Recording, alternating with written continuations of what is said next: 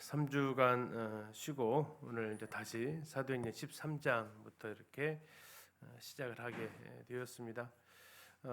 사도행전이 이제 예루살렘과 온 유대와 땅 끝 이렇게 지역의 확대, 공간의 확대로 이어지고 있었고요.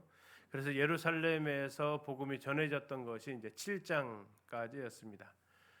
스데반의 일로 큰 박해가 일어나면서 복음이 온 유대와 사마리아로 이어지는 것이 8장부터 12장까지의 내용이었다면, 이제 13장부터는 사도행 1장 8절 땅 끝까지 이르러 복음이 증거되어지는 그 내용 전개가 이제 13장부터 이루어지게 되겠습니다.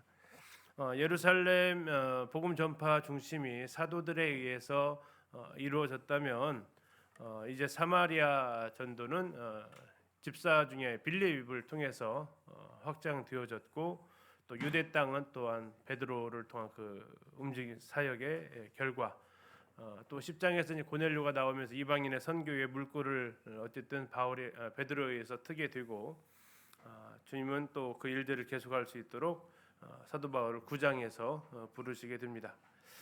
그 불렀던 바울을 11장에서 13, 14년 만에 다시 부르셔서 안디옥 교회에서 헬라파 유대인들을 복음 전하는 그 일에 하나님께서 바울을 바나바를 통해서 부르셔서 섬기는 내용을 같이 이렇게 보았고요.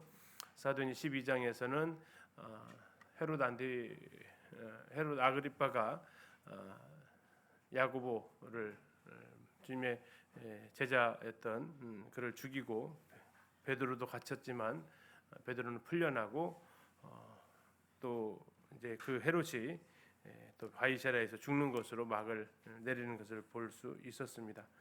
그리고 12장 25절에 이렇게 마무리됐죠. 바나바와 사울이 부조하는 일을 마치고 마가라 하는 요한을 데리고 예루살렘에서 돌아왔다, 수리아 안디옥으로 돌아왔다 하는 것으로 12장이 마무리되어지면서 이제 본격적으로 13장부터 전도 여행이 시작이 되어집니다. 자, 13장 1절은 이제 안디옥 교회라고 이렇게 되어져 있습니다. 여기 이제 안디옥 교회는 수리아, 지금의 시리아 땅이죠. 수리아에 있는 안디옥 교회를 얘기하고 있고요. 거기에 리더십이 잘 갖추어져 있다라고 기록되어져 있습니다. 거기에는 선지자들과 교사들이 있었다라는 거죠. 선지자가 하는 일은 감추인 것을 드러내는 일들입니다. 아가부가 흉년을 예언했던 것이 11장에 나와 있고, 나중에 이 아가부는 21장에 나와서 바울이 예루살렘에 들어가면 체포될 것도 이렇게 이야기를 미리 하는 그런 사람들을 가리켜 흔히 선지자라고 이야기를 합니다. 다음에 교사들인데요. 교사들은 성경에 기록되어진 하나님의 뜻을 분별해서 가르치는 사람들이 있었다라는 거죠. 그래서 안디옥 교회의 선지자들과 교사들이 리더십을 갖추고 있어서 교회를 목양하고 있었음을 보게 되는데, 5명의 사람이 언급되어지고 있습니다. 첫 번째 사람은 바나바, 아마도 이제 리더십을 제일 우위로 가지고 있었던 예루살렘에서 파송했던 사람이죠. 두 번째는 이제 느게르라는 시므온, 느게르라는 것은 흑인이라는 뜻을 가지고 있는데 아무래도 아프리카에서 왔을 가능성이 많겠습니다. 이 흑인이 리더십을 가지고 있다라는 얘기는 무슨 얘기겠습니까? 그들 간에 있어서 피부색으로 인한 차별이 존재하지 않았다라는 거죠. 다시 말하면 인종의 차별이 존재하지 않았던 교회가 안디옥 교회라는 것을 볼 수 있습니다. 세 번째는 구레네 사람 루기오 이렇게 나와 있습니다. 루기오, 또 이제 구레네 사람으로 등장을 하는데, 11장에 보면 구레네에서 왔던 사람들이 이곳에 복음을 전하게 되었다고 나와 있죠. 11장 20절에. 그러면서 이제 여기에서 리더십을 갖게 되었는데 타 지역 사람이라는 겁니다. 본토박이가 아니고 타 지역에서 온 사람이 이 리더십을 갖추고 있어서, 이것은 또 우리에게 뭘 보여주고 있습니까? 지역적이라는 거죠. 이런 것들이 강세를 드러내는 게 아니라 그곳에서 일한 일꾼이 세워지는 것이 자연스럽게 받아들여졌다라는 겁니다. 네 번째는 분봉왕 헤롯의 젖동생 마나엔 이렇게 나와 있습니다. 이 사람은 이제 헤롯 안티파스하고 예수님 당시에 여우라고 칭했던 헤롯 안티파스랑 함께 자라난 사람이죠. 그의 젖동생이라고 하니까 안티파스는 예수님 반대편에 섰다 한다면 이 마나이라는 사람은 예수 그리스도의 종으로서 제자로서 살아갔던 사람이죠. 다시 말하면 그의 신분이 뭐라는 얘기입니까? 왕족이라는 얘기죠. 신분의 차별이 존재하지 않았던 교회. 흑인이 인종 차별이 없고 또 여기 나와 있는 신분의 차별이 교회 안에서 다 깨어진 교회의 모습을 보여주고 있습니다. 그리고 마지막으로 언급되는 사람이 사울이죠. 사울, 그는 1년 동안 여기에서 가르침을 받았는데 여기에서 이제 그가 리더십의 자리를 갖추게 되면서 총 5명에 의해서 안디옥 교회가 하나님을 섬기는 이런 모습을 볼 수 있습니다. 2절에 보니까 주를 섬겨서 금식할 때에 성령이 이르시되 내가 불러 시키는 일을 위하여 바나바와 사울을 따로 세우라 하시니 이제 이 순서를 좀 우리가 기억할 필요가 있는데요. 성령께서 말씀하시니까 금식을 한 것입니까? 아니면 금식하고 있을 때 성령이 말씀하십니까? 금식하고 있을 때 말씀하시다라는 얘기죠. 물론 하나님께서 우리에게 무엇인가를 불러 이렇게 말씀하셨을 때 우리가 그 일을 위해서 금식할 수도 있지만 하나님께서는 그들이 금식할 때에 하나님의 메시지를 주신다라는 것도 우리가 생각해 볼 수 있겠습니다. 그래서 주를 섬겨 금식할 때에 성령의 음성을 들었던 안디옥 교회의 이 모습이 또 우리가 생각하고 어떤 잘못을 했을 때 회개하기 위해서 금식 기도하는 게 아니라 평소에 아마 정기적으로 이런 일들을 하지 않았나 싶습니다. 아무튼 주님을 섬겨 금식할 때에 하나님의 음성을 듣게 되는 교회의 모습을 또한 보여주고 있습니다. 3절 이에 또 다시 뭐 합니까? 금식하며 기도합니다. 그러니까 2절과 3절을 보면 주를 섬겨 금식할 때 성령이 말씀하시고 그 음성을 들을 새에 다시 금식하며 기도하고 이것이 이제 하나님의 뜻을 분별하고 음성을 듣고 하는 교회 인도자들의 모습 또 교회의 아름다운 모습이 되겠습니다. 그리고 기도하고 두 사람에게 안수해서 보내게 됩니다. 이 두 명을 따로 세웠던 주체가 자천이 아니었다라는 것을 우리는 여기서 확인할 수 있죠. 바나바와 사울이 내가 나가겠다라고 한 것이 아니었다라는 거고요. 온 교회가 함께 이 일을 위해서 기도하고 이에 적합한 사람이 누구인지 성령의 분별하심을 우리가 분별했다라고 이렇게 할 수 있겠습니다. 물론 자원함으로 하나님의 일을 할 수는 있습니다.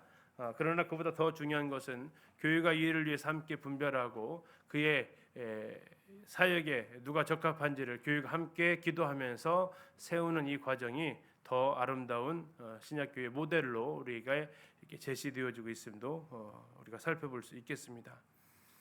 자, 이제 4절부터 보면 드디어 첫 1차 전도 여행이 출발을 하네요. 교회가 금식해서 음성을 듣고 금식해서 분별해서 두 사람을 안수하고 보냅니다. 그리고 그 두 사람, 4절 나와 있는 두 사람, 그게 누굽니까? 바울과 바나바죠. 자, 누구의 보내심을 받았습니까? 교회의 보내심입니까? 성령의 보내심입니까? 성령의 보내심입니다. 왜요? 성령께서 그들을 지명했기 때문에 주님 성령께서 불렀다고 얘기하셨잖아요. 그래서 성령께서 보내심을 받았다라는 겁니다. 우리도 말라위로 선교사를 파송했지만 기린노 교회가 파송한 것이 아니고 성령께서 파송하셨다라는 겁니다. 그래야만이 성령께서 그분들을 돌아볼 수 있다라는 거죠. 우리가 할 수 있는 것은 한계가 있지 않습니까? 이렇게 멀리 떨어져 있고 거의 만 하루 비행기 타고 날아가야만 할 수 있는 그러나 성령은 어디에나 계시기 때문에 그분이 보내셨으면 그분이 돌보시고 또 그분이 계속해서 인도하시게 되는 거죠. 그래서 우리가 조심해야 될 것이 뭐게 있습니까? 저분은 기린노 교회가 파송한 선교사야. 맞는 것 같지만 다 맞는 건 아니다라는 거죠. 누가 파송한 선교사라고 해야 정확합니까? 성령께서 파송한 선교사라는 거죠.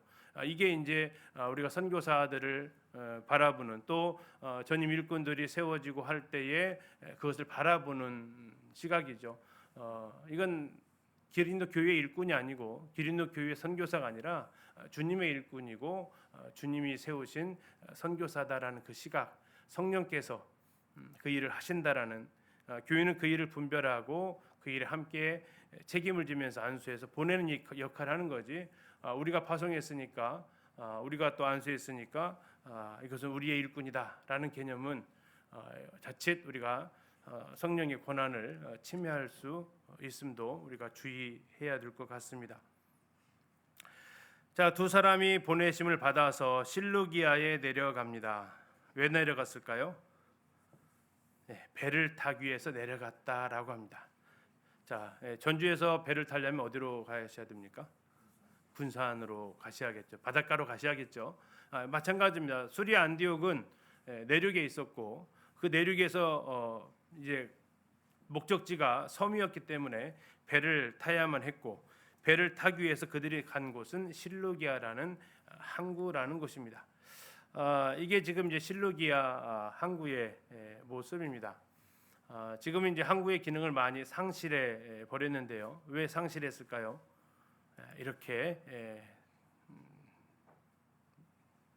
밀려온 거죠. 뭐가요? 위에서 계곡에서부터 비가 많이 오면 토사들이 이렇게 밀려와 가지고 이 항구터를 자꾸 채우게 됩니다. 그러면서 이제 계속 이 진흙 흙이 채워지니까 더 이상 항구의 기능을 할 수가 없었던 항구가 바로 이 실루기아 항구죠. 그럼 여기가 항구였던 걸 어떻게 알 수 있느냐? 가서 보면 이렇게 구멍 보이십니까? 이게 이제 무슨 구멍 같아요? 배를 묶어두었던 밧줄을 여기다 넣어가지고 이렇게 묶어두었던 정박시켰던 그 돌들이 이렇게 남아 있다고 하죠. 그래서 이곳이 항구였었다라는 것을 확인할 수 있습니다. 우리가 방금 보셨던 대로 두 사람이 성령의 보내심을 받아서 실루기아에 내려갔다. 배를 타려고 내려갔습니다. 다른 목적이 있는 게 아닙니다. 그리고 거기에서 배를 타고 구브로로 갔다라는 겁니다. 실루기아라는 이름이 붙게 된 이유는 셀레우코스가 자기 이름에다가 R을 붙여서 붙이는 겁니다. 도시의 이름은 여성 명사를 따게 되어져 있다고 합니다. 그래서 셀레우코스에서 R을 따서 실루기아라는 항구를 짓게 되었고요. 자, 영상으로 한번 실루기아가 어떻게 생겼는지 한번 보도록 하겠습니다. 원래 저게 평원이 아니라 저게 항구의 도시였습니다. 아, 그래요? 근데 엄청난 토사가 밀려오면서 지금은 이제 평원이 됐지만 그렇군요. 또 이제 역사 속에 저 항구를 개발을 하고 보호를 하기 위해서 엄청난 수로를 만들었는데 구부로 가기 위해서 배를 탔던 실루기아는 예, 2000년이 지난 지금은 이 항구가 다 모래로 덮여 있지만 네. 옛 항구의 흔적이 이렇게 남아 있습니다. 어쨌든 우리는 이 사도 바울이 이 구브로로 네. 첫 선교지를 떠나기 위해서 배를 탔던 실루기아의 현대의 이렇게 모습들을 보고 있고요. 바울과 바나바의 전도 여행이 시작된 그렇죠. 역사적인 장면. 예. 이 조금 항구에서 이제 북쪽으로 올라가면 바로 여기 이제 실루기아인데 네. 굉장히 아름다워요. 그러네요. 원래 지중해 자체가 좀 아름답습니다. 그렇죠. 네. 자, 이게 이제 실루기아 항구의 모습이고요. 4절 끝에 보니까 배를 타고 간 곳이 어디로 나와 있습니까? 구브로로 갔다 이렇게 나와 있습니다. 구브로로 갔다. 오늘날은 여기를 가리켜서 이제 키프로스 또는 사이프러스라고 부르고 있습니다. 사이프러스 섬에 가게 되면 구브로 도착했던 항구 이름이 5절에 보면 살람에 이르렀다라고 나옵니다. 이게 이제 살람인데요. 여기에 도착을 하게 되고 나중에 서교 바울을 만나는 곳은 이제 사도 바울이 바보라는 곳에 가게 됩니다. 거기는 이제 여기가 바보 파포스 지역이 되겠습니다. 현재 이제 지금도 이스라엘 서쪽이죠. 지중해 바다에 가면 지금도 사이프러스 성경에 나와 있는 구브로 섬이 있는데 지중해에서 세 번째로 큰 섬에 해당이 됩니다. 미의 여신 아프로디테가 태어난 곳으로 또 많이 알려진 것이고요. 지금 보시면 이렇게 북과 남이 나누어져 있습니다. 지금 노란색으로 이렇게 칠해진 것이 유엔이 관할하고 있는 완충 지역입니다. 왜 유엔이 이렇게 완충을 하고 있을까요? 놔두면 싸우니까 그렇습니다. 그러면 그 안에서 내전이 있었다라는 거죠. 결국 분단 국가입니다. 같은 섬 안에서 이렇게 분단되어져 있는 모습을 볼 수 있습니다. 북쪽은 터키 공화국에서 관리하고 있습니다. 그리고 남쪽은 독립 나라입니다. 키프로스 공화국인데 그리스계가 자리하고 있습니다. 그래서 보통 이제 그리스에서 국내선 타면 여기를 갈 수 있고 터키에서 국내선 타면 여기를 갈 수 있는데 넘어가기는 굉장히 좀 쉽지 않은 그래서 좀 편하게 왔다 갔다 하기 쉽지 않은 곳이 되겠습니다. 왜냐하면 분쟁이 있는 지역이기 때문에 그렇습니다. 그래서 이곳을 답사를 하려면 이틀 정도가 소요가 되고 배 타고 왔다 갔다를 해야 되고 또 배가 어려우면 비행기 타고 다녀야 되기 때문에 답사를 가기 쉽지는 않은 지역이죠. 이렇게 이제 나누어지게 된 것이 2004년에 두 나라가 이제 그 유엔에 가입하게 되는데 그 전에 1974년에 이런 분단의 아픔을 그들이 겪게 됩니다. 아무튼 뭐 이건 키프로스 역사고 지금 사도 바울과 바나바가 간 곳은 실루기 항구에서 배 타고 여기 살라미에 도착을 했다라는 겁니다. 살라미에 가면 이게 살라미 도시의 모습입니다. 이게 지금 바닷가의 모습이고요. 가서 보시면 이렇게 지금 사람들이 많이 이렇게 항구 근처에 살고 있습니다. 여기에는 이제 바나바 기념교회가 있습니다. 이 바나바의 고향이 바로 이 사이프러스, 키프로스 구브로이기 때문에 그런지 이곳에 바나바의 기념교회가 있습니다. 그리고 여기에서 말씀 어디에서 전했냐 5절에 보니까 유대인의 여러 회당에서 말씀을 전했다라고 나오고 있습니다. 자, 그러면 이제 살라미가 어떻게 생겼는지 또 한번 살펴보도록 하겠습니다. 자, 요 방금 본 곳이 이제 바나바의 무덤 교회에서 네. 이 동쪽으로 쫙 한 불과 저 보이죠? 저건 네. 해안가인데 저 해안가에 살람이라고 하는 살라미. 고대 도시가 있습니다. 네, 이게 항구 도시라고 그렇죠. 말씀하셨죠. 이 네. 이제 본토 터키에서 도착하는 첫 관문이기 때문에 굉장히 큰 규모의 그렇군요. 여기 나오죠. 살라미스 루이즈에서 살라미 유적지가 있다는 것이 네. 왜냐하면 사도 바울이 첫 도착했던 그렇죠. 바나바와 함께 자 지금도 2000년이 지났지만요 유적이 이 발굴이 아직도 많이 안 됐다 그래요. 네. 그런데 이제 원형국정이라든지 공회등터라든지 또 뭐 거대한 그 목욕탕이라든지 네. 굉장히 규모가 컸어요. 그러네요. 지금 이 사실 기둥 같은 것들을 봐도 그 규모를 대충 짐작할 수 그렇죠. 처음에 있어요. 동쪽 항구 도시 살라미의 규모가 굉장히 큽니다. 네, 아마 이 터키 본토에서 맞아요. 오는 모든 배들이 도착하는 항구 아, 도시였기 때문에 그렇죠. 네. 네. 아까 조금 전에 말씀드린 대로 이 북사이프러스는 이 남과 분단돼 있어서 네. 많이 잦지는 않지만 그렇지만 이곳에 이렇게 바울 시대 때의 찬란한 그러한 그 도시 유적지를 보시고요. 그렇죠. 지금도 이렇게 많은 그 기둥들을 통해서 보면 이게 작은 도시가 아니었더라고요. 그러네요. 예. 드론 때문에 우리가 네. 이제 쫙 이 동편으로 아. 저렇게 터키 본토가 보이는 네. 이 저 바다 건너에 안디옥이 있습니다. 아. 네, 안디옥. 바로 안디옥 하면은 네. 그리스도인이라고 첫 이름이 붙여졌었고 네. 이 열정이 선교사를 드디어 파송한 겁니다. 그렇죠. 네. 그리고 이 지중해를 따라 이 구브로 섬에 처음으로 선교사가 도착했다. 그래서 사실은 네. 사실 교회의 목적도 선교고 이 선교를 생각하면 이 구브로의 살라미스가 첫 장소이기 때문에 그러네요. 굉장히 지금 착하고 살라미 또 해안가를 평화롭고 걷고 있습니다.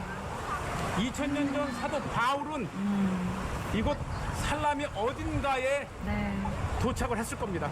그리고는 2000년을 이어오는 선교의 역사가 지금 오늘까지 네. 오게 된 첫 장소라고 하는 곳에서 우리가 의미를 찾고요. 네. 자, 아직도 이제 많은 그 발굴을 기다리는 네. 일부만 되어 있는 모습을 보지만 이 드넓은 곳이 네. 이 사도 바울이 도착했던 구브로의 첫 도착 살라미의 모습을 통해서 생생한 성경의 역사를 네. 오늘 이렇게 우리가 만날 이 수 시채널을 통해서 보고 있습니다. 네. 아니 근데 정말 이게 참 좋은 게 네. 저희가 이렇게 지중해를 따라서 계속해서 사도 바울의 여정을 따라가고 있잖아요. 네. 그러다 보니 정말 사도 바울의 전도 여정을 따라서 우리도 한번 가보고 그렇죠. 싶다라는 생각이 많이 들어요. 자, 지금 퀴즈 한번 내볼까요? 사도 바울 1차 전도 여행에서 제일 먼저 복음을 전한 도시가 어디입니까? 복음을 전한 도시. 방금 보셨잖아요. 살람이죠, 살람이. 제일 먼저 복음을 전했던 도시는 바로 이곳 살람이었습니다. 다시 우리 성경으로 가셔서 13장 5절을 보실까요? 13장 5절에 가서 보시면 살람이에 이르러 하나님의 말씀을 유대인의 여러 회당에서 전할세 이렇게 되어 있습니다. 1차 전도 여행에서 제일 먼저 복음을 전했던 섬을 말한다면 구브로 섬이고, 제일 먼저 복음을 전했던 방금 보셨던 그 도시를 말한다면 살람이죠. 그러면 역사적인 첫 발을 내딛는 그 순간 굉장히 뜻깊은 지역이 바로 저 살람이라는 지역이 되겠습니다.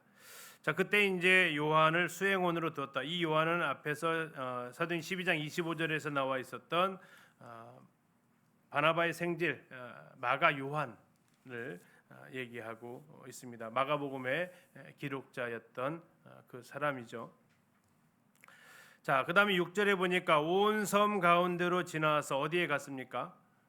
바보에 이르렀다 이렇게 나와 있습니다. 온 섬 가운데로 지나서 바보에 이르렀다. 이렇게 다시 보시면 지금 사도 바울이 제일 먼저 복음을 전했던 섬이 어디라고요? 구브로. 그 구브로에서 첫 번째 도시가 어디예요? 살람이었습니다. 그리고 이제 온 섬 가운데로 지나서 바보에 이르렀다 이렇게 나와 있습니다. 근데 지도를 좀 이렇게 보시게 되면 좀 짙은 색이 뭐가 같습니까? 산이죠. 높은 산일까요? 낮은 산일까요? 높은 산입니다. 자, 그럼 질문을 드려볼까요? 이렇게 여기서부터 출발해서 산 가운데로 지났기 때문에 이렇게 여기를 통과했다. 이게 1번. 아니면 산이 높았기 때문에 해안으로 갔다가 2번. 몇 번일까요? 자, 1번이다, 2번이다. 2번이다. 예. 저는 이제 2번으로 이렇게 보통 생각을 했습니다. 지도도 그렇게 나오고요. 근데 이제 기록들을 보면 이쪽에 길이 있었다고 이렇게 나옵니다. 이것을 통과하는, 그리고 마을이 여기에 곳곳에 이 산악지대에 사는 마을들이 있었대요. 그래서 이제 이 문자 그대로 가운데로 지나갔다라고 볼 수 있다. 이게 불가능한 것이 아니다라는 겁니다. 물론 이쪽으로 이 가운데로 지나갔다라는 것이 관통했다라는 뜻만 있는 건 아니고 전체를 그냥 지나치지 않고 쭉 계속해서 지나가면서 전체를 훑으면서 복음을 전했다는 뜻도 있어서 사람이 많이 사는 이런 해안가로 돌아갔다는 뜻도 가지고 있지만 이것을 그냥 문자 그대로 해서 산악지대, 산간지대 사는 사람들에게 복음을 전할 수도 있었던 그런 상황도 이게 불가능한 것은 아니다라는 겁니다. 자, 이곳이 어떤 섬이라고요? 어디 도시요? 살람이라는 겁니다. 살람이. 그리고 여기는요? 바보. 이제 좀 번역을 좀 바꿨으면 좋겠어요. 괜히 좀 표현이 좀 안 좋아요. 그렇죠? 여기 있는 사람들이 바보의 뜻을 알면 왜 우리가 바보냐 그럴 것 같은데, 이제 파포스죠. 파포스. 이 파포스에 도착을 하는데요. 여기가 지금 이제 파포스의 모습입니다. 구브로 섬이 아까 보셨던 대로 동쪽은 살람이고 서쪽은 바로 이 파포스 지역이 됩니다. 대략 한 180km 정도 떨어져 있습니다. 두 사람이 교통편은 뭘로 갔을까요? 걸어서 갔겠죠. 자, 180km면 얼마나 갔을까요? 보통 성인 남자가 하루 걸어가면 평균 30km 잡습니다. 1시간에 한 4km 정도 걷는다 이렇게 볼 수 있거든요. 그러면 7시 한 8시간 정도 걸는다 했을 때 하루에 30km 정도 간다라는 겁니다. 이게 만약 산악지대라면 속도는 더 느려졌겠죠. 또 전도를 해서 갔다라면 그 기간은 더 늘어났을 겁니다. 그냥 걷기만 해도 한 6일 정도가 걸리는 거리가 바로 살라미에서 파포스까지인데요. 우리 성경은 뭐라고 나와 있습니까? 온 섬 가운데로 지나서 바부에 이르러, 그냥 바로 옆 동네 가듯이. 이번에도 이제 터키 성지순례 갔는데 가면서 이제 성도님들하고 했던 얘기가 그 이야기입니다. 성경은 정말 너무나도 간단하게 기록되어져 있다라는 거죠. 뭐가 간단해요? 여기에서 저기까지 가는데 너무 간단하게 기록되어져 있다라는 거죠. 우리가 방금 보셨던 대로 6일 이상 걸리는 길인데 그냥 한 10글자 사이에 이미 왔다 가버립니다. 근데 그걸 몸으로 체험하려면요, 이건 굉장히 쉽지 않은 거거든요. 터키가 이번에 그리스도 마찬가지지만 한 곳을 보기 위해서 2시간 차 타는 것은 2시간 차 타고 가는 것은 기본입니다. 뭐 제일 많이 탈 때는 3시간 반, 4시간을 타야 한 장소에 도착을 해요.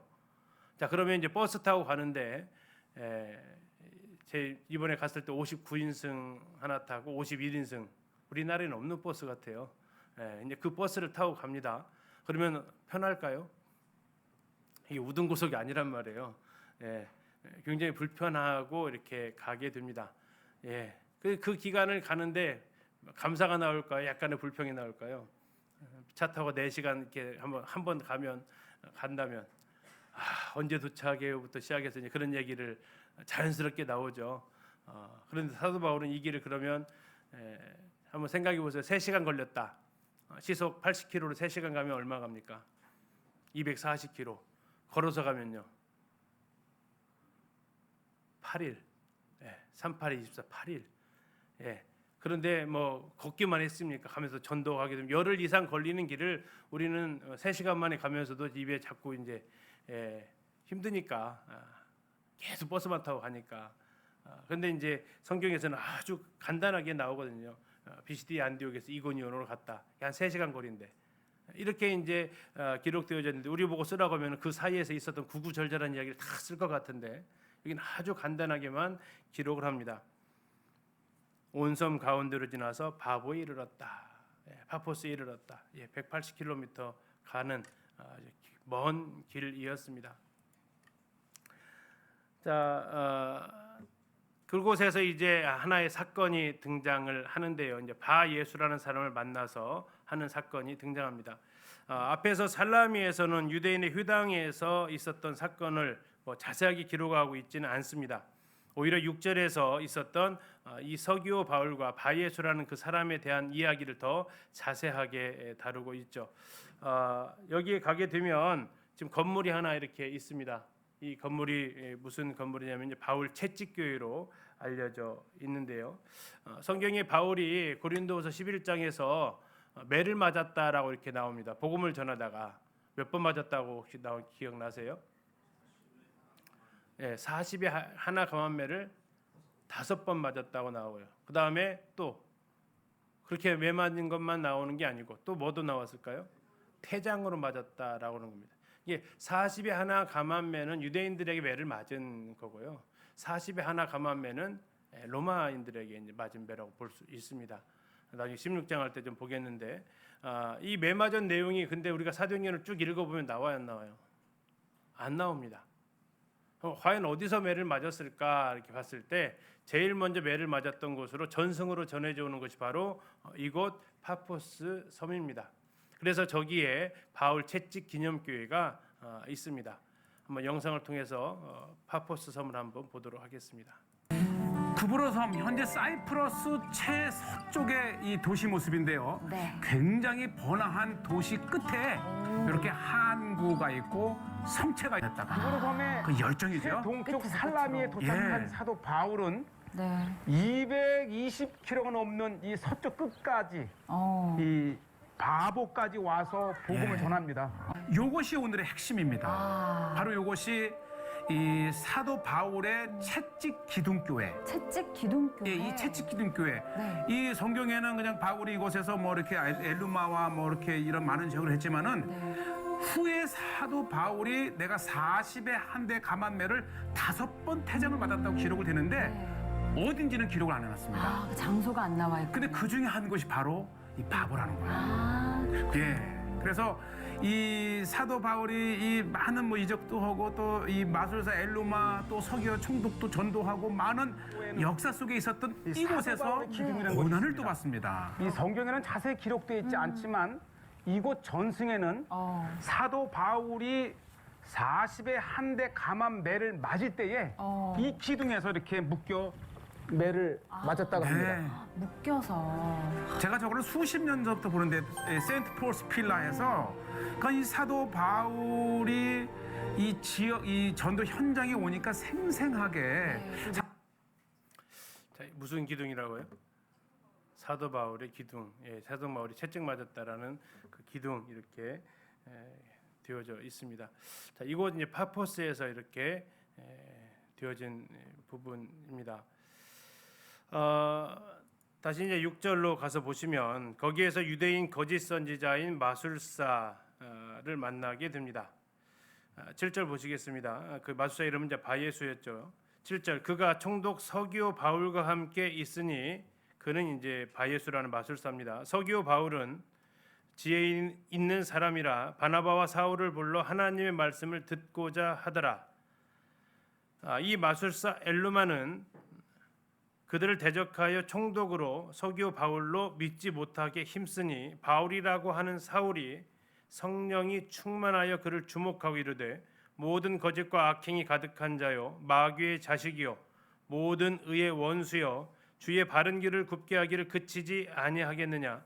보라 이제 주의 손이 내 위에 있으니 네가 맹인이 되어 얼마 동안 해를 보지 못하리라 하니 즉시 안개와 어둠이 그를 덮어 인도할 사람을 두루 구하는지라. 이에 총독이 그렇게 된 것을 보고 믿으며 주의 가르치심을 놀랍게 여기니라. 이렇게 나와 있습니다. 자, 여기에서 이제 서기오 바울이라는 사람이 등장하죠. 그러면 이제 그러면서 사도 사울의 이름도 8절에 보니까 어떻게 불리고 있습니까? 바울이라고 하는 사울 이렇게 나와 있습니다. 자, 오늘 예전에 이제 사도 바울의 이름이 원래는 사울이었는데 바울로 바뀌었다 이렇게 뭐 이야기를 하셨던 것을 저도 들은 기억이 있습니다. 그러면서 사울은 큰 자고 바울은 작은 자다라는 그런 의미를 가지고 있다. 그래서 이름이 계명되었다라고 하는 이야기를 하시는데 그 계명된 게 아니고요. 사울은 히브리식 이름이라면 바울은 로마식 이름이었다라는 거죠. 그리고 지금 자기 앞에 있는 서른 있는 사람이 누굽니까? 서기오 바울이라는 거죠. 모르겠습니다. 어떤 동질감을 갖게 하기 위해서, 그러면 우리도 전도하다 보면 저 고향이 어디세요 하다가 전주면 저 전주에서 초등학교 나왔어요. 뭐 이렇게 해서 뭔가 동질감을 좀 찾아가려는 시도들을 좀 하죠. 지금 앞에 있는 총독의 이름이 서기오 바울이라고 하니까 자기가 다소에 있을 때는 아마도 바울로 이름이 아마 불렸을 가능성이 있습니다. 그쪽은 이제 로마 통치 구역이었으니까요. 그러면서 자기도 나도 바울이었다라고 이름을 할 수도 있고, 아니면 이제 이방 전도 사역을 나가는 길에서 히브리식 이름보다는 유대 땅이 아니기 때문에 흔히 헬라파 유대인들이 하나씩 이름을 가지고 있었던 그 로마식 이름을 이제 사용하기 위해서 이름이 바울이라고 하는 사울, 그래서 앞으로 이제 바울로 불려지게 되는데, 바울로 불려졌다는 얘기는 이 사울의 전도 대상이 유대인이 아니고 적어도 헬라파 유대인 아니면 더 나아가서 이방인이었다라는 것을 보여주는 그 근거가 이렇게 되겠습니다. 아무튼 이제 동명이 같은 사람 이름이 두 개가 등장을 하게 되면서 이 바예수를 책망하게 되면서 그가 맹인이 되고 서기오 바울이 그 모든 것을 보고, 중요한 것은 12절에 그렇게 된 것을 보고 뭐 했다고 나와 있습니까? 믿었다라고 이렇게 나와 있습니다. 자, 믿었다라는 것에 대해서 이제 서기오 바울에 대해서 우리가 잠시 좀 보고 가려고 하는데요. 총독 서기오 바울이라는 사람입니다. 이쪽은 이제 로마로 보면 지방이죠. 지방 총독은 자동적으로 원로원 의원이 되었습니다. 그래서 서기오 바울도 역시 원로원 의원이었겠죠. 이 사람이 로마로 들어갈 경우에는 원로원에는 온전한 의미의 그리스도인은 아니더라도 기독교 운동을 직접 경험한 사람이 적어도 한 명은 있게 됩니다. 12절에 나와 있는 그가 믿었다라고 했을 때 그가 구원받았다면 성도가 원로원 중에 한 명이 되는 것이고, 만약에 그가 구원을 안 받았더라도 이 기독교에 대해서 바울이 전하는 복음에 대해서 호의적인 사람을 이었다면 적어도 기독교에 대해서 반대하는 사람은 아니었겠죠.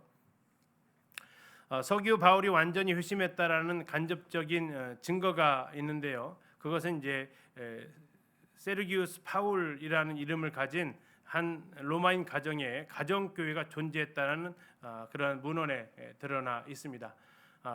서기오 바울, 서기오가 이제 다시 말하면 세르기오고요. 폴이 PAUL이죠. 파울이나 이 사람 이름에 그 같은 가문으로 보여집니다. 이번에 이제 그 가지고 있는 핸드북 보시면 사진이 약간 좀 바뀌었습니다. 이번에 찍은 사진으로 좀 바뀌었는데요.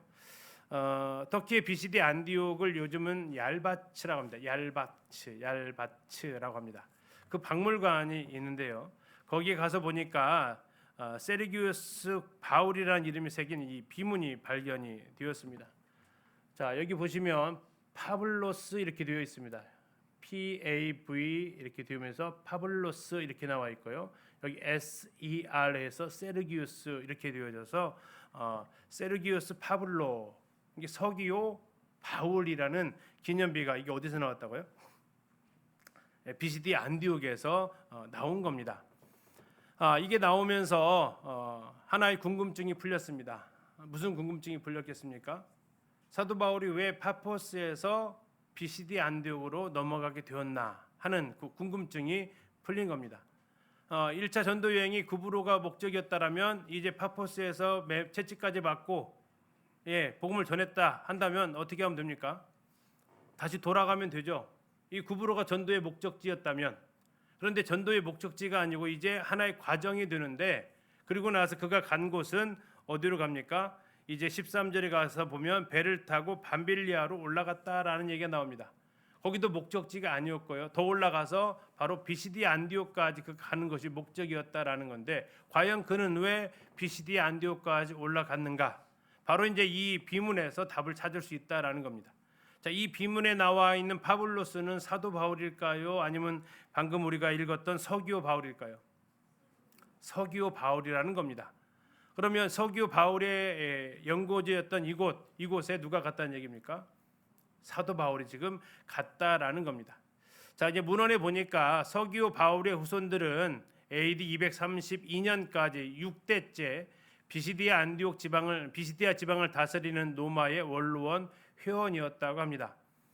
서기오 바울은 로마의 황제를 선택할 수 있는 원로원 회원을 뽑을 수 있는 로마의 명문 귀족 가문이었고요. 로마의 해군 제독이면서 역사가인 폴린에 의하면 총독 서기오 바울은 네로 황제의 개인 교사였던 세네카와 형제간이었다고 합니다. 상당히 세력이 있었던 사람이죠. 그래서 서기오 바울의 집안은 로마의 황제를 가르칠 수 있는 뛰어난 학문을 경비한 명문 가문이었다라는 거죠. 그 서기오 바울이 구브로의 총독으로 와 있었고, 그가 이제 바울이 전하는 그 복음을 듣고 지금 박수 엘루마를 눈이 멀게 하고 이 광경을 보고 무슨 부탁을 했다고요? 어디에 가서? 내 고향 비시디아 안디옥에 가서 뭐 해달라고 했을까요? 전도해 주십시오. 복음을 전해 주십시오 하면서 그곳에 대해서 부탁을 했기 때문에 그가 구브로에서의 모든 복음 사역이 끝났으면서도 불구하고 수리 안디옥으로 귀환하지 않고 다시 거기에서 배를 타고 밤빌리아 섬으로 올라가서 비시디 안디옥까지 올라가게 되는, 도대체 무슨 연고가 있길래 했을 때 바로 여기에서 나온 이 비석 때문에 거기에 대한 궁금증들이 이제 풀리게 되었다라는 겁니다. 그래서 이 비문이 굉장히 중요한 역할을 하고 있는 거죠. 자, 그리고 이제 13절로 가서 보시면 사도 바울이 그 전도 이해 그 과정이 더 드러나고 됩니다. 자, 배를 탔습니다. 왜요? 여기가 섬이기 때문에 그렇습니다. 어디에서 배를 탔습니까? 바보에서 배를 탑니다. 파포스에서 배를 탑니다. 13절에 나와 있습니다. 바울과 및 동행하는 사람들이 바보에서 배를 탔다 이렇게 나와 있습니다. 자, 13절 보면 바울과 및 동행하는 사람들 누굴까요? 그러면 동행하는 사람들은 바나바와 마가 요한이겠습니다. 그런데 이제 여기에서 과연 그 두 사람뿐이었을까 하는 생각을 하게 됩니다. 왜 그런 생각을 할까요? 그냥 그 사람이었다면 이름을 그냥 밝히면 되는데요. 동행하는 사람들이 붙었다는 얘기는 그 두 사람 이외에 또 다른 사람이 있었을 것으로 보여집니다. 왜요? 아까 했던 대로 지금 어디를 부탁을 하죠? 비시디 안디옥을 부탁을 합니다. 바울이 가봤을까요? 물론 가봤을 가능성도 있긴 합니다만 아마도 초행길일 가능성이 많습니다. 그렇다면 총독이었던 서기오 바울은 어떻게 했을까요? 수행원을 붙여줄 수 있었겠죠. 그래서 아마도 지금 13절에서 이 표현이 바울과 및 동행하는 사람들이라고 단순히 3명 그 이상 3명 플러스 알파의 인원이 있을 수 있다라는 것을 생각해 볼 수 있겠습니다. 자, 거기에서 바보에서 배를 타고 밤빌리아에 있는 버가에 이르게 됩니다. 근데 문제가 생깁니다. 요한은 그들에게서 떠나 어디로 갔어요? 예루살렘으로 돌아갑니다. 왜 돌아갔는지는 한번 생각해 볼 필요가 있겠죠. 자, 이때 13절을 다시 한번 보면요. 바울과 및 동행하는 사람들 최소 3명입니다. 그러면 바울, 바나바, 마가. 그런데 플러스 알파가 있을 수 있다라는 얘기고요. 그것이 아까 말씀드렸던 비시디 안디옥을 부탁했던 서기 바울의 요청이 있었다면 수행원들이 아마 길을 아는 사람들이 한둘은 더 따라갔을 것으로 유추할 수 있습니다. 자, 파포스에서 배를 타고 밤빌리아에 있는 어디에 갔다고요? 버가에 갔다고 이렇게 나와 있습니다. 자, 버가는 내륙에 있는 도시예요. 내륙에 있는 도시라면 그가 갈 때에 항구를 들렸을 가능성이 더 많겠죠. 그렇다면 이제 과연 봤는데 이번에 이제 버가에 가서 가이드의 말을 들었을 때 그렇지 않다라고 이렇게 이야기를 하더라고요. 그 이유는 버가에도 항구가 있습니다라고 이야기를 했습니다. 그래서 그냥 우리 성경에서 다시 잘 보세요. 13절에 바부에서 배 타고 밤빌리아에 있는 버가에 이르렀다라고만 이렇게 기록을 했다라는 겁니다. 그래서 그 항구터가 어디에 있습니까? 했는데 지금 항구의 기능을 전혀 상실해 버렸고 그런 항구의 유적은 있다라고 이렇게 이야기를 해서 이제 그 이야기를 듣게 됐습니다. 그러면 왜 돌아갈 때는 안탈리아에서 배를 탔을까 하는 그 궁금증이 이제 생기게 되더라고요. 왜 그랬을까? 그래서 이제 유추를 해보게 된 것은 이 버가에 있었던 항구는 아마도 이쪽 구브로 섬을 왔다 갔다 할 수 있는 그런 배들이 지나다니는 좀 작은 항구였을 것 같고요. 이쪽 안탈리아에서는 좀 더 큰 배가 수리 안디옥까지 가는 좀 더 먼 원양이라고 하죠. 먼 바다까지 나가는 배가 다니는 곳은 안탈리아였기 때문에 1차 목적지였던 버가까지는 조그마한 배들이 다닐 수 있는 그 배를 이용한 것 같고 다음에 수리 안디오로 갈 때는 버가에서 안탈리아까지 나와서 큰 배가 다니는 안탈리아까지 나와서 간 것으로 이렇게 생각해 볼 수 있겠습니다. 아무튼 그가 간 곳이 어디라고요? 버가를 갔다라는 겁니다.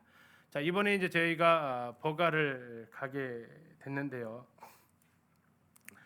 지금 이제 빨간색 점이 있는 지점이 버가입니다. 여기는 안탈리아 항구가 되겠고요. 여기가 이제 버가인데요. 안탈리아 항구에서 버가까지 약 16km 정도 떨어져 있는 곳입니다. 이게 버가를 이제 항공뷰에서 찍은 사진인데 거기에 이제 제일 유명한 것 중에 하나가 이제 헬라 시대의 문이 지금도 남아 있습니다. 이번에 저희들이 갔을 때는 공사를 하고 있었어요. 그래서 이제 이거 그림을 그리면 이렇게 이건 헬라 시대 때. 그럼 헬라 시대니까 몇 년이나 됐을까요? 한 2,300년 정도 된 거대한 문이 이렇게 있었습니다. 영상 보기 전에 잠시 사진을 좀 보면 이게 지금 이번에 가서 찍은 사진입니다. 버가가 도대체 얼마만한 도시였을까 가늠이 잘 안 갔는데요. 지금 보이는 것이 이 기둥으로 둘러싸여 있는 곳이 아고라입니다. 엄청나게 컸다라는 것을 볼 수 있고요. 이 가운데에는 신전이 이렇게 있어서 아고라가 규모를 볼 수 있었고요. 다음에 이게 지금 그 공사하고 있었다겠죠. 아까 헬라 시대의 문이 이렇게 있고 그 앞에는 기둥이 이렇게 있어서 자, 문이 하나, 둘, 세 개, 삼중문이 이렇게 되어져 있었습니다. 지금 이렇게 문이 있는데 이건 하드리아누스 황제에 의해서 세워진 아치고요. 이렇게 문이 클 정도라는 얘기는 이 도시의 규모를 보여주는 거죠. 다음에 여기도 이제 로마의 도로가 되어져 있었는데 동서대로입니다. 이것을 데크마누스 막시무스라고 이렇게 합니다. 이게 이제 동과 서로 이어지는 도로. 딱 봐도 되게 길게 보여지죠. 다음에 이 버가만의 독특한 모습을 볼 수 있었는데 이번에 가서 이것은 남북 대로입니다. 저 위에가 북쪽이고 이쪽이 남쪽인데요. 가운데 이게 있었습니다. 자, 한번 맞춰 보시죠. 이 용도가 뭘까요? 이 가운데 이게 쭉 있습니다.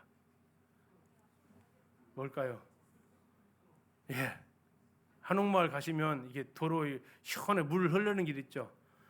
이제 일명 저희 가서 이게 청계천입니까 그랬는데 이게 이 도로와 도로 사이에 물이 쭉 흐르고 있어요. 이쪽이 이제 남쪽입니다. 그래서 좀 더워서 그런지 몰라도 여기에서 이렇게 물이 흘렀던 것이 쭉 다른 로마 도로에서 본 적이 없어요. 이 도로 가운데 물이 흐르고 있는 모습을. 근데 이 버가는 이런 것들이 상당히 길게 형성이 되어져 있고 이곳에서 커다란 샘이 2개가 나와서 이런 물을 공급해주는. 그래서 목욕탕도 많고 분수도 이렇게 상당히 많았던 굉장히 아름다운 도시였습니다. 다음에 이건 이제 연극장입니다. 딱 봐도 규모가 상당하죠. 지금 밑에서 이제 찬양을 이렇게 부르고 있는 모습이에요. 그래서 딱 그 표지판에 가서 봤더니 12,000명 정도를 수용할 수 있는 큰 규모의 연극장. 뭐 지금 지금 노래에도 저 위에서 형제들이 들었는데 다 소리가 들리는. 일부러 소리 크게 하지 말라고 했어요. 작게 해도 들릴 거니까 그래서 했는데 정말로 마이크 하나 없이 다 들리는 이런 모습을 보고 있습니다. 왜냐하면 이것은 이제 산을 등지고 있고 바닷바람에 의해서 이렇게 소리가 잘 전달이 되는 그러한 형태. 12,000명의 연극장이 규모다 그러면 이 도시의 인구는 얼마나 될까요? 곱하기 10 하면 돼요. 곱하기 10. 그럼 얼마예요? 12만의 상당히 큰 도시였다라는 것을 볼 수 있죠. 자, 그럼 영상으로 한번 보시도록 하겠습니다. 이 버가는 아탈리아의 항구 도시에서 한 15분, 20분쯤 가면 그렇게 멀지 아주 않네요. 산악지대 사이에 평화가 펼쳐지면서 고대 도시가 이제 나타나는데 이 버가의 유적이 이게 15km에 걸쳐서 엄청난 규모의 도시였고요. 네. 뭐 이 원형극장에서부터 시작해서 고대 목욕탕, 하드리안문 해서 아마 이러한 유적지가 이렇게 있는 도시였다는 거죠. 1차 전도 여행 시에 둘러섰던 밤빌리아의 버가입니다. 규모가 정말 대단합니다. 지금 요것이 상가인데요. 이게 그냥 그 거대한 원형 경기장의 계단 밑에 형성된 예. 그러면 이제 당시에는 이게 상가들이 이렇게 줄지어 서 있었겠네요. 그렇죠. 이 경기장이 250m니까 이게 이제 이 스탠드가 기울기에 따라서 이렇게 안으로 들어가면서 이제 낮아지는 구조이긴 하지만 바로 이 수많은 뭐 2, 3만 명이 찾았다니까요. 네. 그러니까 저희가 사실은 도시의 규모를 가늠할 수 있는 것들이 몇 가지가 있잖아요. 그렇죠. 그 중에 하나가 또 원형 맞아요. 극장. 네. 그러니까 보통 도시의 3분의 1에 해당하는 인구가 동시에 관람할 수 있는 규모라니까. 야, 저 끝서부터 끝까지 250m. 버가의 전차 경기장입니다. 그러니까 평균 저 끝에서 끝까지 250m를 도는 이 전차 경기장의 관중석이 15,000에서 2만여 명이 야. 앉을 수 있다 그럽니다. 그러니까 우리가 이 배노를 생각하면 돼요. 배노에 보면 버가는 그 예. 밤빌리아의 최대 도시, 이 도시를 첫 선교의 타켓으로 삼은 거예요. 맞아요. 그런데 여기에서 왜 전도를 안 했을까요? 두 가지를 생각을 해볼 수 있습니다. 아까 했던 대로 목적지가 비시디 안디옥이기 때문에 그럴 수도 있고요. 또 하나는 이제 13절에서 힌트를 얻을 수 있죠. 거기에서 누가 떠나갔다고 나옵니까? 요한이 떠나갔다라는 겁니다. 마가 요한이 떠나갔다라는 겁니다. 그래서 그것은 나중에 15장에 가서 보면 바울이나 바나바에게는 커다란 충격으로 전해집니다. 바울이 상당히 대노를 할 정도로 그 사람은 전도에 적합하지 않은 사람이다라고 말할 정도로 바울은 여기에서 크게 마음이 상한 것을, 분노한 것을 여기서 볼 수 있습니다. 아마도 그러한 분노감에서 이 큰 도시에서 그는 복음을 전하기가 어려웠던 것 같기도 합니다. 뭐 또 하나는 그가 이제 나중에 갈라디아서라는 서신서를 쓸 때 갈라디아 성도들한테 너희가 내 몸의 연약함에도 불구하고 너희가 나를 천사같이 영접했다라고 이야기를 하는 장면이 나와요. 그래서 아마도 그가 이곳에서 병을 얻었을지 모른다라는 이런 추측을 또 하기도 합니다.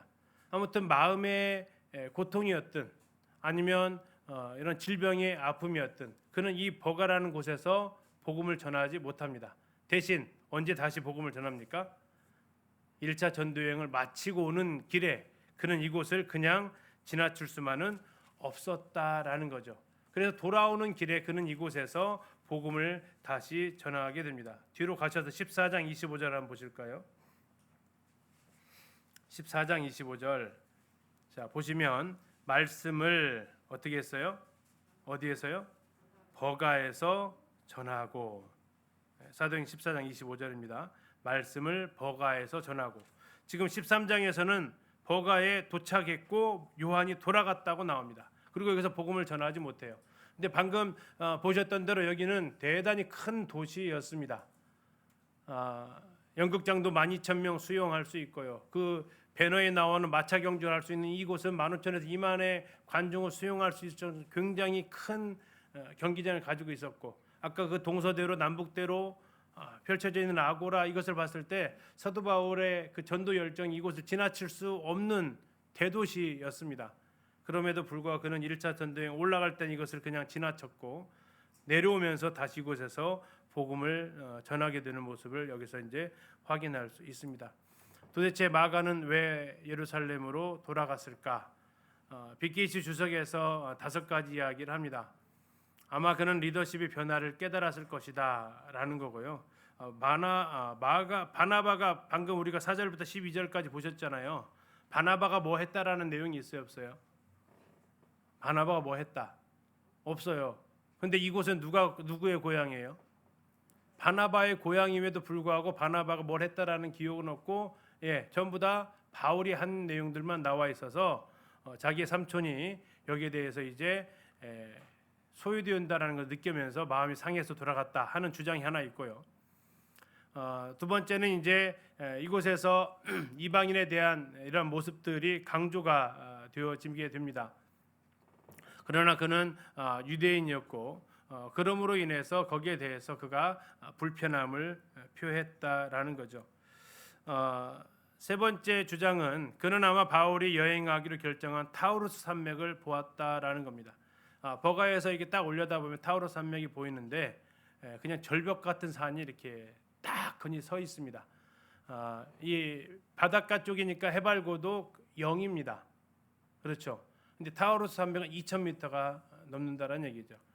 마치 저 백두산을 밑에서 탁 쳐다보고 저기를 넘어가야 된다고 했을 때 뭐 등산하면 되지 이런 차원이 아니고요. 저곳에 숨어 있는 수많은 도적대들이 있다라는 거죠. 그것으로 인한 어떤 위협감이 들었을지도 모른다.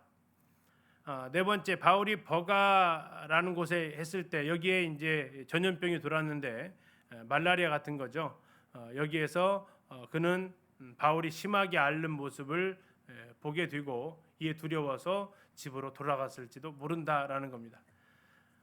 마지막으로 5번째, 마가가 향수병에 걸렸을 수도 있다. 그의 어머니 마리아는 과부였을 가능성이 높고요. 아마도 홀로 둔 엄마가 걱정이 돼서 돌아갔을지도 모르겠습니다. 이 5가지 중에서 어느 것이 더 타당성 있는지는 마가한테 물어보지 않는 한 알 수는 없습니다. 그러나 바울이 들었을 때는 터무니없는 이유였습니다. 그것 때문에 네가 간다고? 그건 아니지 하는 정도의 이유였을 것입니다. 그러나 우리가 여기서 끝나는 게 아니라 혹시 우리는 돌아가고자 하지 않는가? 어디로요? 예루살렘으로. 예루살렘이 마가의 집이었잖아요. 우리도 돌아가고 싶지 않은가? 어디로요? 집으로. 사역을 내려놓고 멈추고 가고 싶어 하진 않는가? 포기하고 그만두고 싶진 않는가? 무슨 이유로요? 이러한 5가지 이유 중에 마가와 같은 리더십 때문에 상처받아서 또는 내가 싫어하는 어떤 사람들로 인해서 또는 내가 사역을 감당하기에는 너무나도 어려운 일들이 있어서 또는 아파서 또는 그 향수, 그리움, 외로움 이런 것들 때문에 마음에 이런 어려움들 때문에 나는 무엇 때문에 어떠한 이유로 하나님께 나에게 맡겨진 그 사역 그리고 그 동역자들을 놔두고 돌아가려고 하는가? 버가는 마가가 돌아간 곳입니다.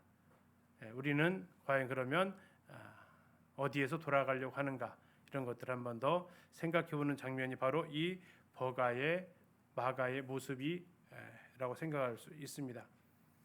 자, 이제 13절까지 가서 지금 그들이 어디에 있다고요? 버가까지 왔습니다. 버가까지요. 이제 14절에서 비시대 안디옥으로 가는데요. 그 장면은 10분 쉬었다가 살펴보도록 하겠습니다. 10분 쉬고 9시 10분에 이어서 하도록